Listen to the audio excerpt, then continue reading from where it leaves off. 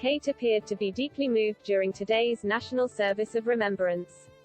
The Duchess of Cambridge was caught on camera with her eyes closed and tight lips while proudly standing on one of the balconies of the Foreign and Commonwealth Office. The Duchess of Cambridge stepped out of Kensington Palace this morning in an elegant black military-style jacket with red shoulder lapels and a high-neck white collar. During the commemorations, Kate joined other senior royals, government officials and members of the armed forces in a respectful 2-minute silence. In accordance with the royal pecking order, Kate should have stood next to both the Queen and Camilla, Duchess of Cornwall. However, the Duchess took the centre stage on the balcony, standing between Camilla and Sophie, Countess of Wessex, as Her Majesty pulled out of this solemn event. Buckingham Palace announced earlier this morning the Queen had suffered a back injury and decided with great regret to no longer travel to central London for the commemorations. The palace said in a statement, the Queen, having sprained her back, has decided this morning with great regret that she will not be able to attend today's Remembrance Sunday service at the Cenotaph. Her Majesty is disappointed that she will miss the service. Kate and Camilla were alone on the balcony last year and were standing 2 meters from one another as Remembrance Sunday 2020 fell in the midst of the second national lockdown. Then, the Queen cut a lonely figure as she stood alone on a balcony in the company only of a lady-in-waiting.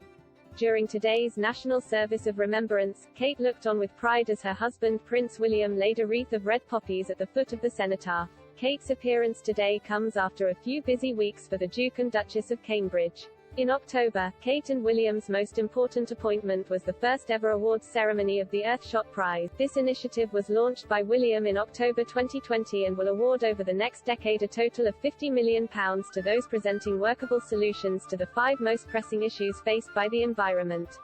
Earlier this month, Kate and William led, alongside Prince Charles and Camilla, a charm offensive during COP26, the climate change summit held in Glasgow. Moreover, last week the Duke of Cambridge returned to support the Queen as he led an investiture ceremony at Windsor Castle.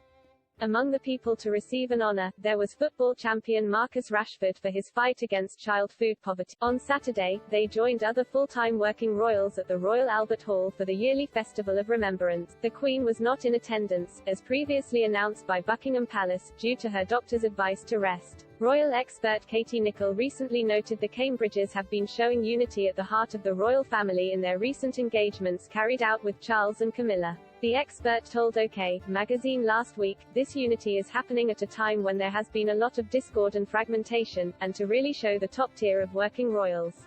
What you're seeing in this Fab Four is the future of the House of Windsor, in a very clear and deliberate image. The expert said the so-called Royal Fab Four are coming out in force to support the Queen.